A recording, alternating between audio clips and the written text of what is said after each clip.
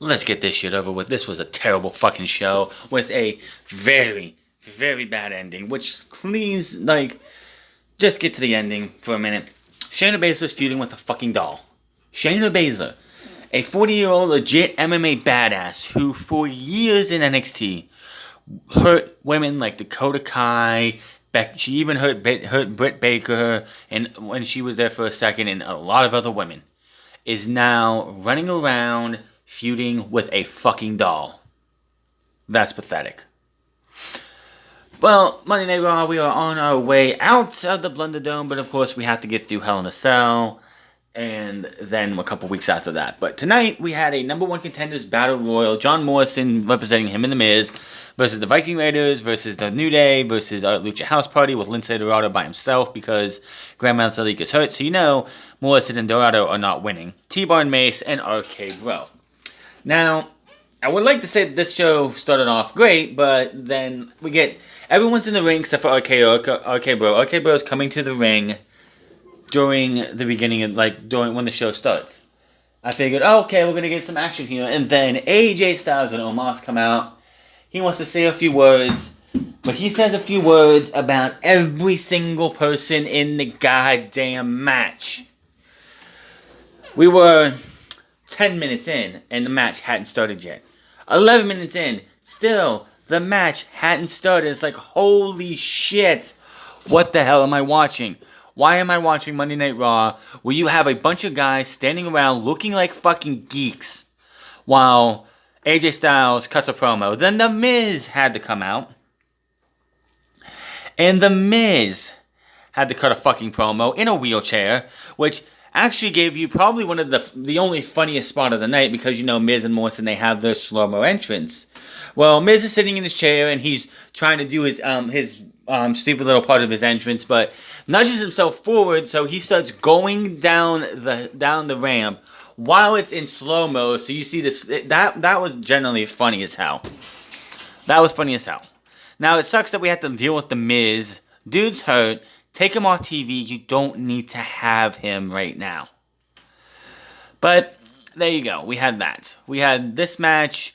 It was pretty much a farce. It came down to RK Bro, Viking Raiders, and the New Day. Now, they did clarify, and I'm glad that they did this because you've seen tag team battle royals before, where if one member of your team gets eliminated, the entire team is eliminated. Thankfully, they had Byron Saxton mention this on commentary that's not how it goes. If Matt Riddle gets eliminated, then Randy Orton can still win the match. If Kofi gets eliminated, Xavier Woods can still win the match. That's where they went with this, so that's good. Matt Riddle gets eliminated, so they again mentioned how, Randy Orton can still win the match for him. Xavier Woods gets eliminated. It's down to the Viking Raiders, Randy Orton and Kofi Kingston.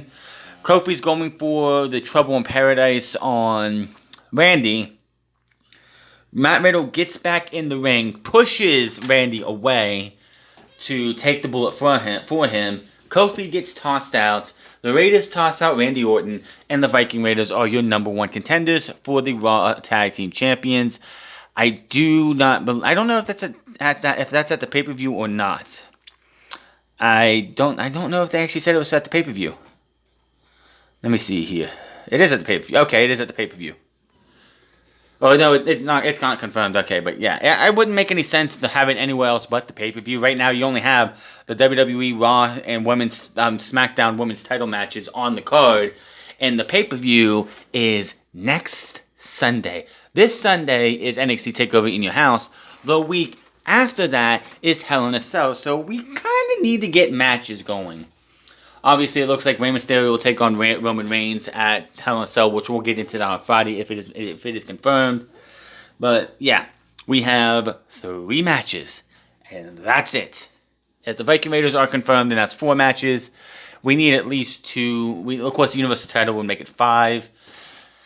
And I guess Sheamus, maybe if his nose is fine before then, to give us a match at Hell in a Cell 2. But we'll have to wait and see what happens with that.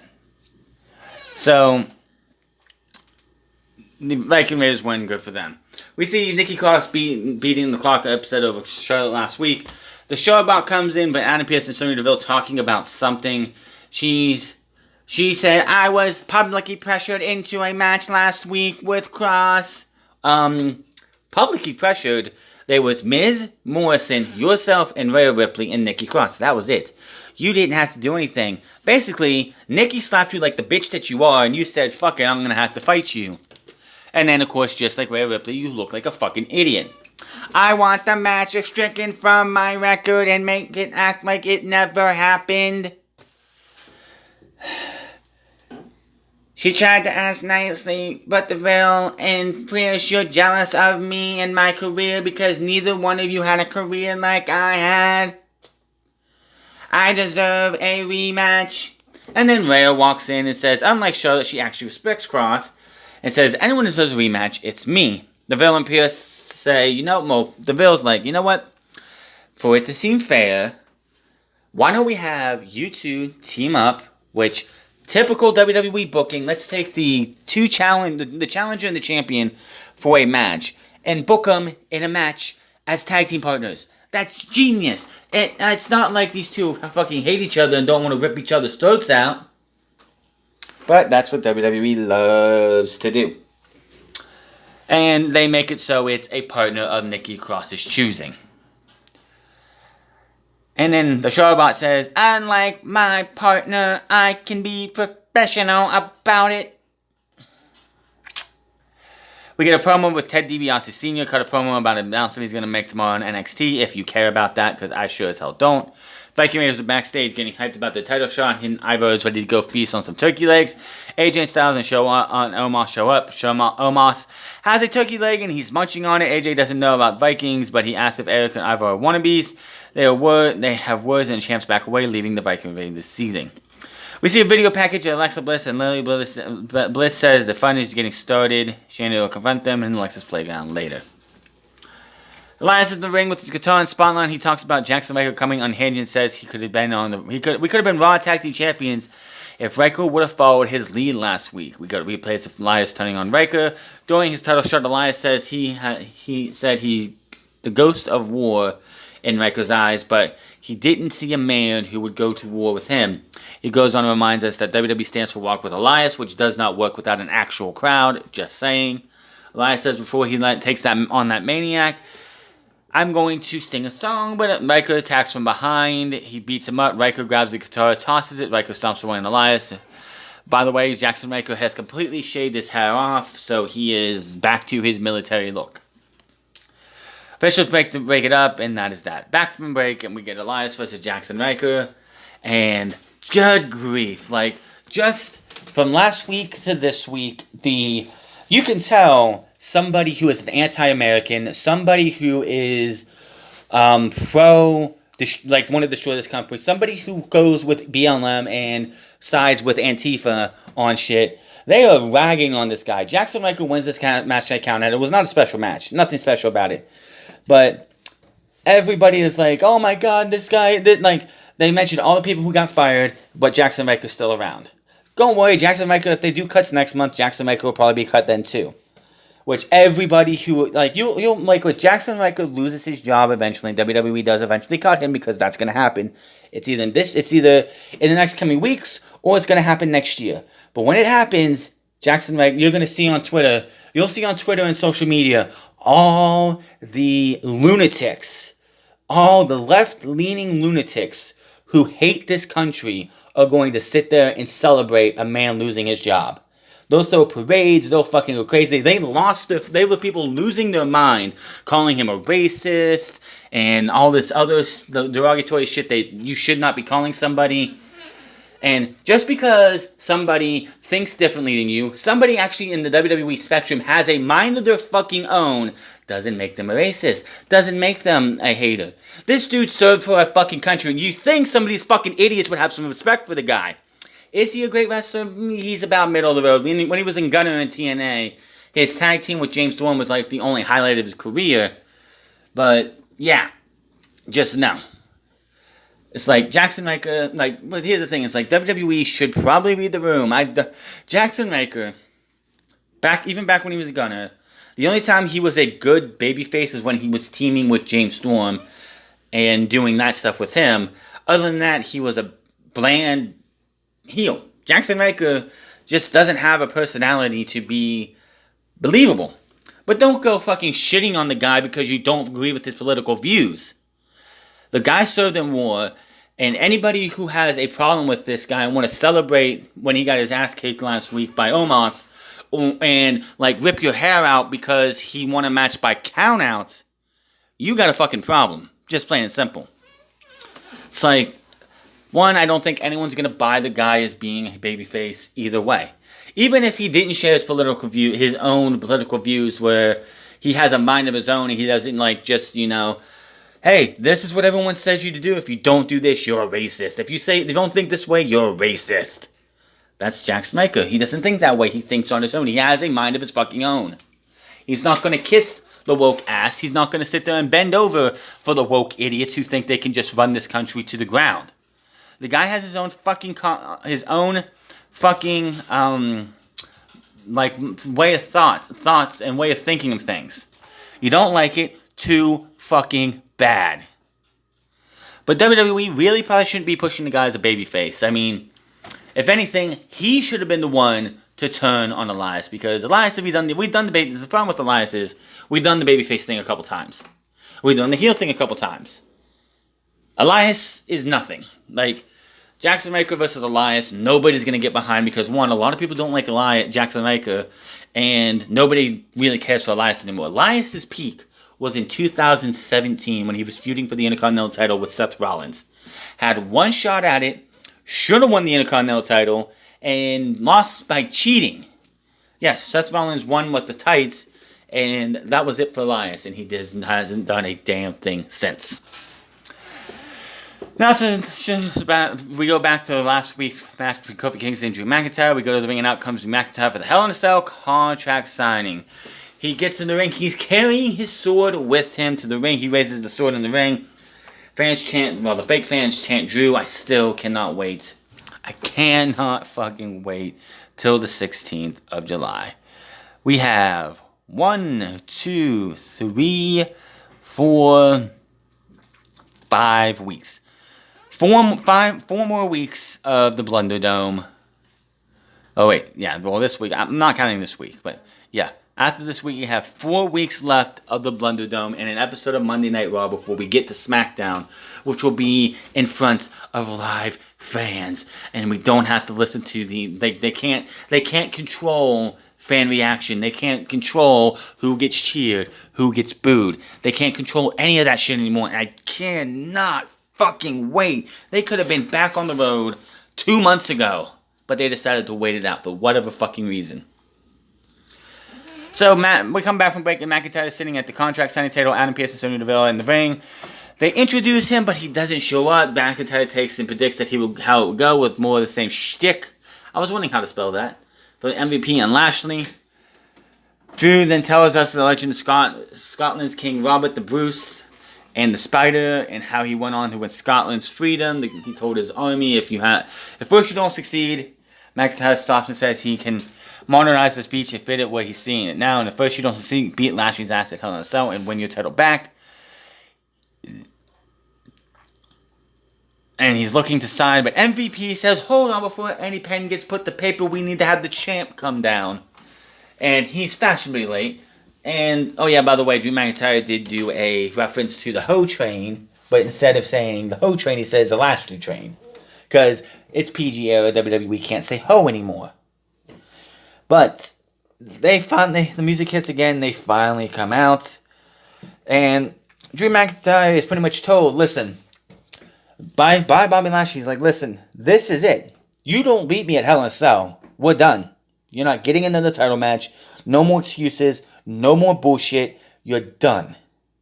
Drew McIntyre is pretty much like, well, if that's the case, then I need something from you. We need a match that is going to make it so that nobody gets involved. I can't get screwed. I can't blame anybody else. If I lose, I want you inside Hell in a Cell. Bobby Lashley says something to MVP. MVP says something to Bobby Lashley. MVP says Bobby Lashley accepts. And the match will be at Hell in a Cell. Inside Hell in a Cell. They sign.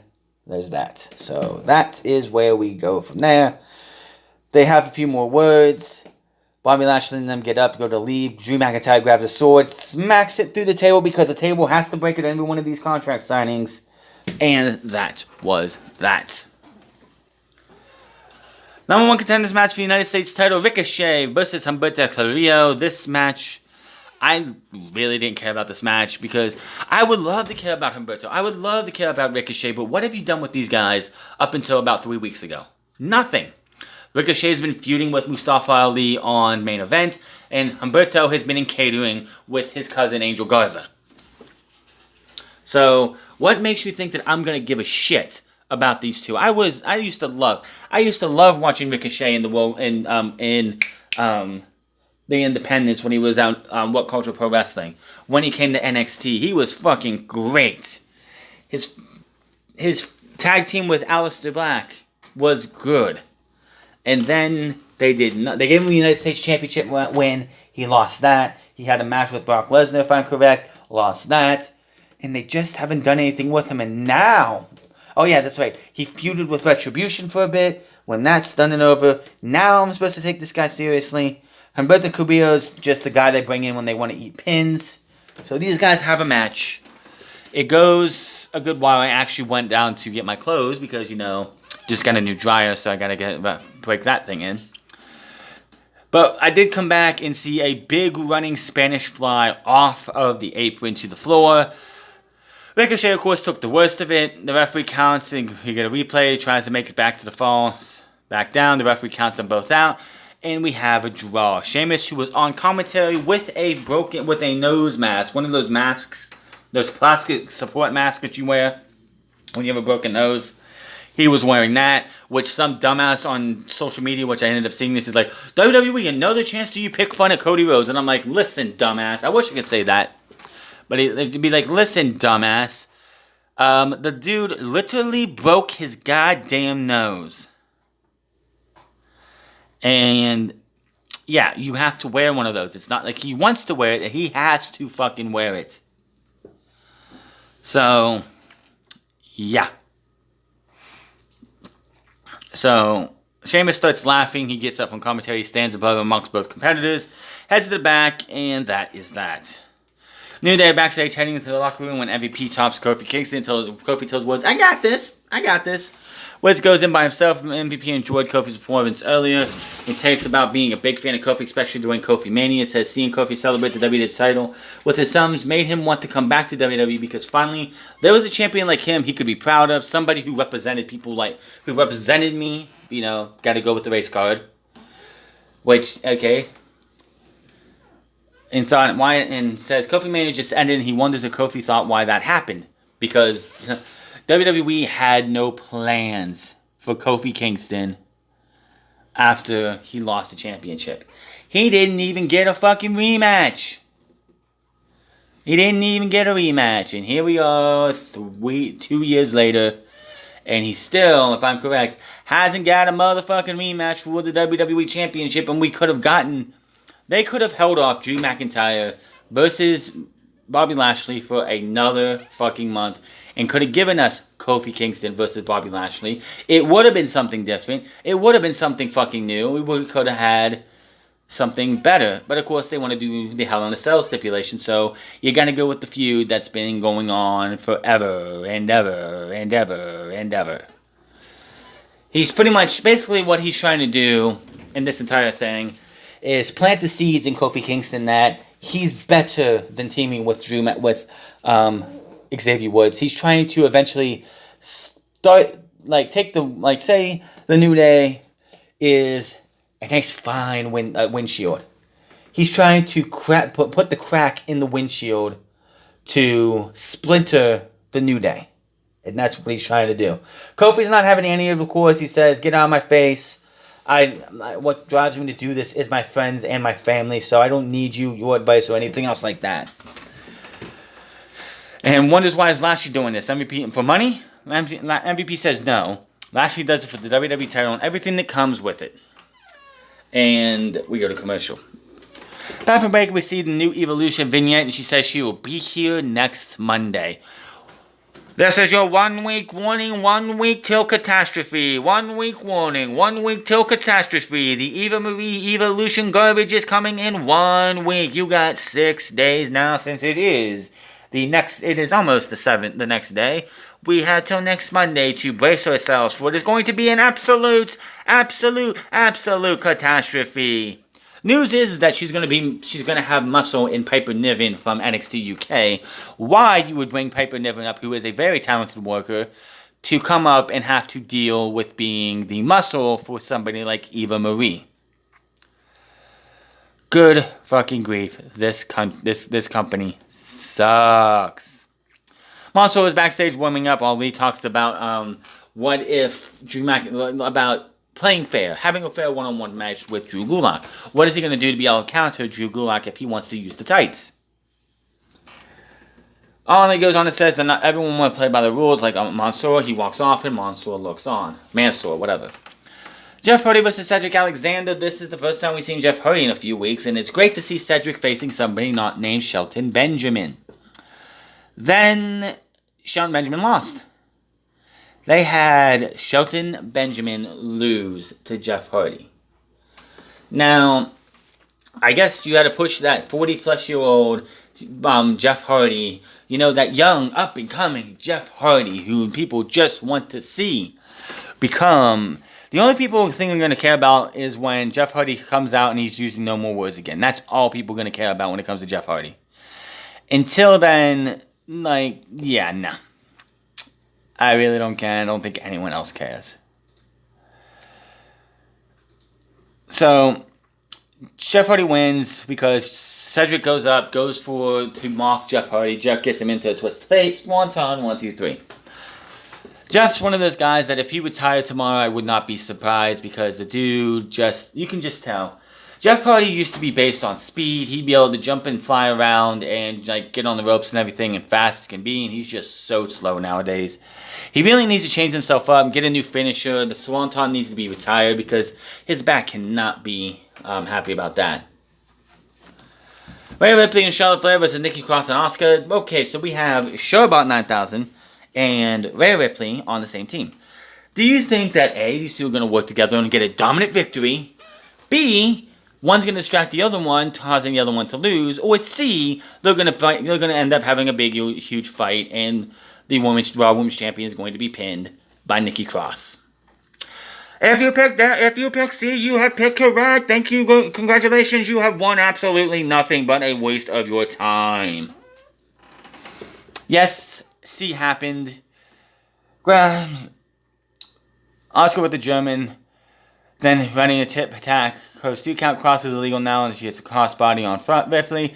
Flair breaks up the pin. Flair tosses Cross to the floor. Flair zeroes up Ripley. Ripley grabs her from behind. They start fighting a big, huge brawl. Leads to a natural selection. Nikki Cross gets the pin, and that is that.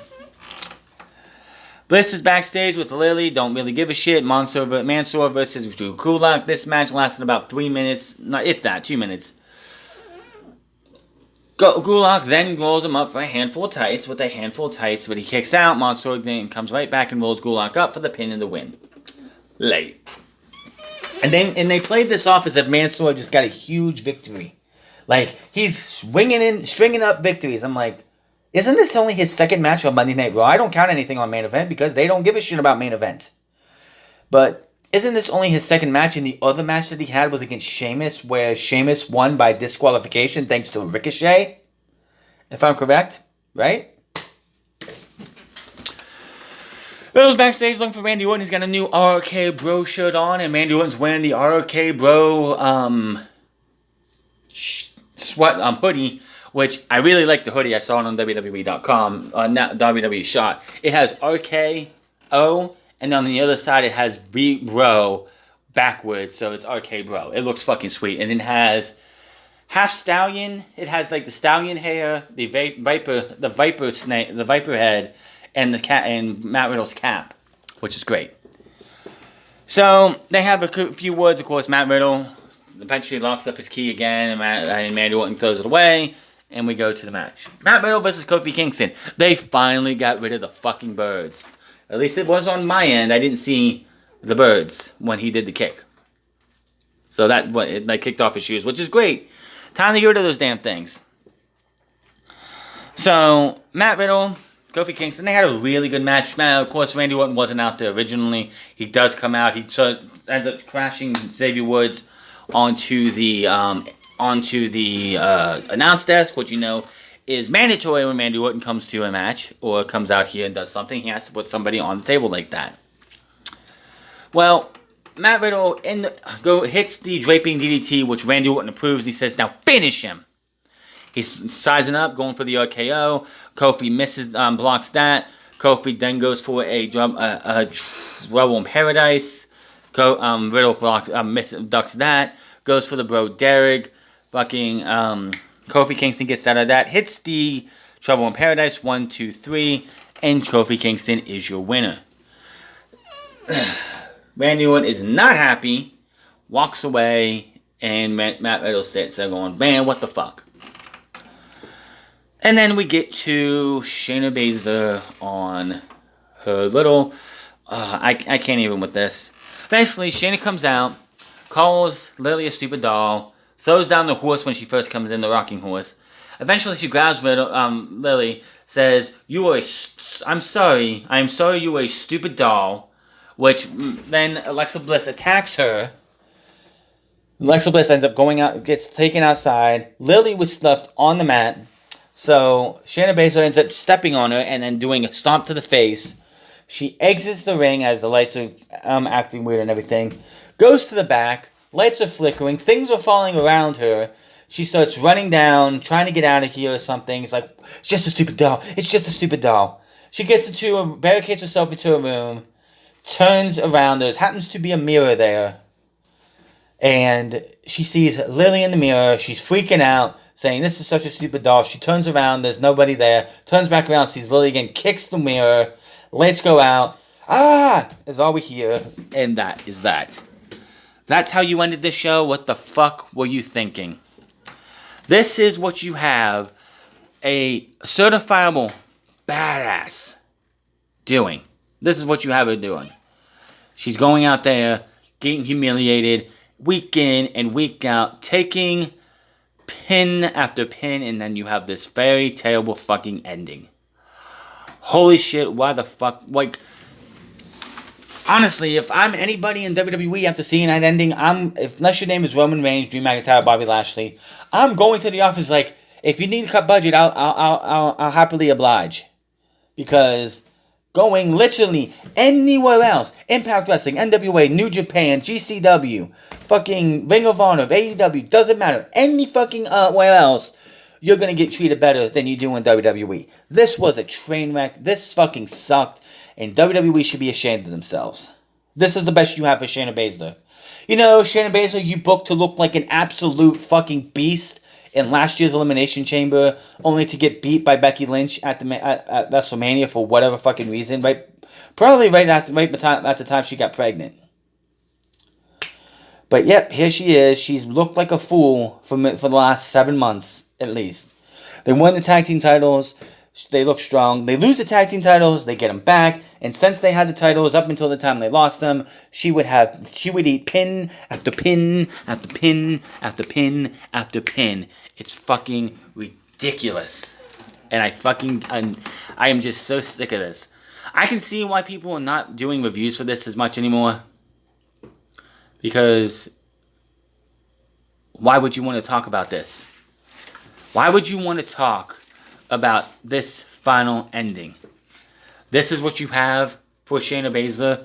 Somebody who should be your Raw Women's Champion. Somebody who should have been at least a 2-time Raw Women's Champion by now. And somebody who should be carrying this company into the next phase, which of course is them getting back to the fans.